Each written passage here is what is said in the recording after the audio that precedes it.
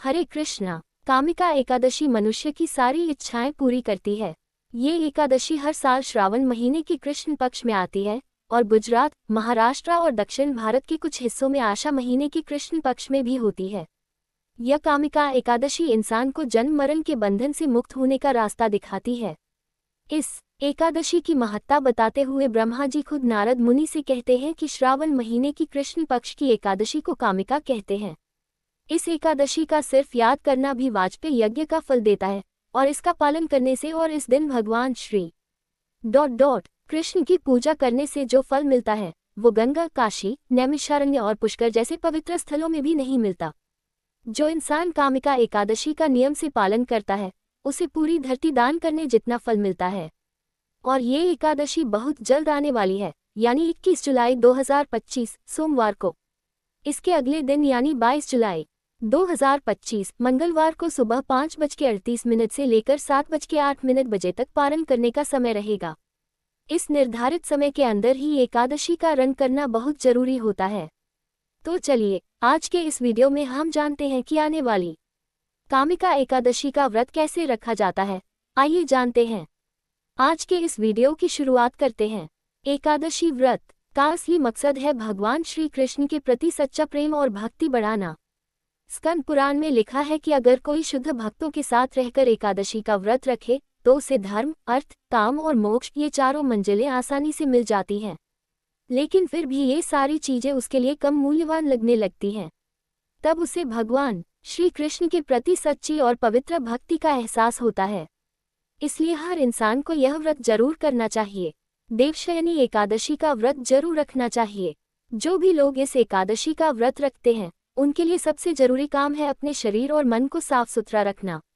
शरीर की सफाई के लिए सबसे पहले एकादशी से एक दिन पहले यानी बड़ी दशमी की रात को खाना नहीं खाना चाहिए। खासकर कोई अनाज वाला खाना बिल्कुल नहीं लेना चाहिए। अगर खाना ही है तो शाम से पहले हल्का फुल्का खाना खा लेना चाहिए। फिर एकादशी के दिन सुबह ब्रह्म मुहूर्त में उठना चाहिए। महाभारत के अनुपर्व में ऐसा कहा गया है, अनायुष मतलब बिना सही समय के सोना और शाहिता प्रज्ञीशा मतलब बस सही समय पर जागना। सूर्योदय के बाद सोना से हमारी आयु कम होती है, इसलिए सुबह और रात के शुरुआती वक्त में सोना अच्छा नहीं माना जाता।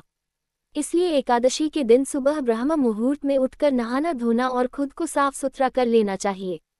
एकादशी के दिन ब्रह्म मुहूर्त का समय सुबह 4:08 से 4:49 तक होता है और सूरज सुबह 5:29 बजे निकलता है।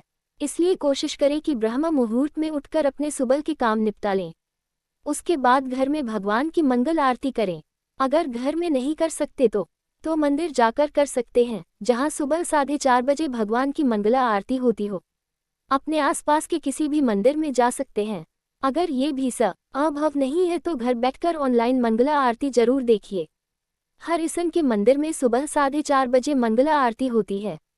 वृंदावन और इस्कॉन मायापुर की यूट्यूब चैनल पर भी ऑनलाइन मंगला आरती देख सकते हैं। उसके बाद अपने घर में भगवान की मूर्ति या तस्वीर के सामने जाए। हाथ में गंगाजल लेकर इस खास देवशयनी एकादशी व्रत का संकल्प लीजिए। संकल्प लेते हुए इस मंत्र का जाप कीजिए, एकादशी के दिन भूखे रहकर मैं अगले दिन ही खाना खाऊंगा। हे पांडुरंग, हे अच्युत, कृपया मुझे अपनी शरण में ले लो। इस तरह एकादशी का व्रत तय करने के बाद अब तुलसी माता की पूजा करो। उनके सामने घी का दीपक जलाओ। अगर हो सके तो उनकी आरती भी कर सकते हो। कम से कम 3 बार उनकी परिक्रमा करो। उन्हें धूप, दीप और फूल चढ़ाओ। फिर उनकी पूजा करते हुए हरे कृष्ण का जाप करो। हरे कृष्ण महामंत्र कुछ इस तरह है, हरे कृष्ण कृष्ण कृष्ण हरे हरे, हरे राम राम राम हरे हरे। इस महामंत्र का कम से कम 8, 16, 25 या 32 माला जप सकते हैं। उसके बाद सुबह के जो भी काम होते हैं वे पूरे कर लें। एकादशी के पूरे दिन उपवास रखा जाता है, मतलब इस उपवास में दाना धान्य नहीं खाना होता। दाना धान्य से मतलब है गेहूं, चावल, दाल, फलियां, चने वगैरह। इसलिए किसी भी हालत में इन चीजों से बनी कोई भी चीज नहीं खानी चाहिए। एकादशी वाले दिन खाना पीना मना है। अगर किसी को लगता है कि सेहत ठीक नहीं है और बिना खाए पिए रहना मुश्किल है तो एकादशी के दिन आप फल, दूध, कंदमूल, सूखे मेवे या एकादशी के लिए बने प्रसाद खा सकते हैं जिसमें कोई भी अनाज न हो। शास्त्रों में बताया गया है कि 8 साल से लेकर 80 साल तक हर व्यक्ति को एकादशी का व्रत जरूर रखना चाहिए। हमारी संस्कृति में हम अपने बच्चों को भी एकादशी का व्रत करने के लिए प्रोत्साहित करते हैं। बच्चों के लिए आप घर पर तरह तरह के एकादशी के खाने बना सकते हैं। ये बनाना आसान होता है और सेहत के लिए भी बढ़िया होता है। इसलिए अपने बच्चों को भी प्रोत्साहित करें कि वो एकादशी का व्रत रखें। अब हमारी बात हो गई शारीरिक शुद्धि और तपस्या की। अब देखते हैं कि मानसिक शुद्धि कैसे बनाए रखें। मानसिक शुद्धि का मतलब है अपनी चेतना को साफ करना, यानी उसे शुद्ध रखना।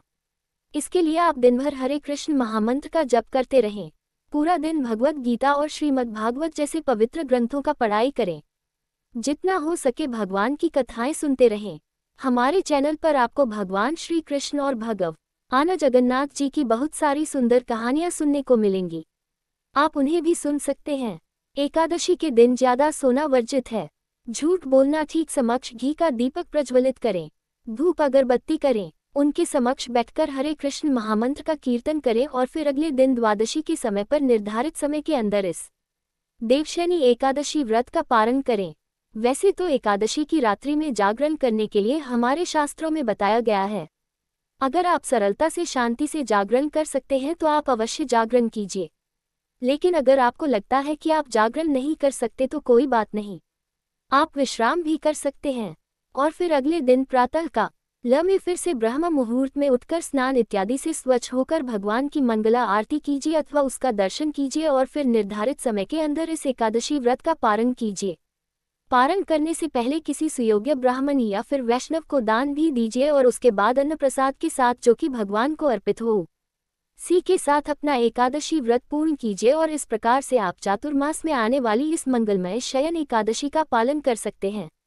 एकादशी का पारण करने की विस्तृत विधि भी हम अपने चैनल पर लेकर आएंगे और हमें आशा है कि यह जानकारी आपको अच्छी लगी होगी और हम आपसे मिलेंगे इसी देश यानी एकादशी की सुंदर पौराणिक कथाओं के साथ, सिर्फ और सिर्फ आपके अपने चैनल उपदेशिष्टकम पर। हरे कृष्णा।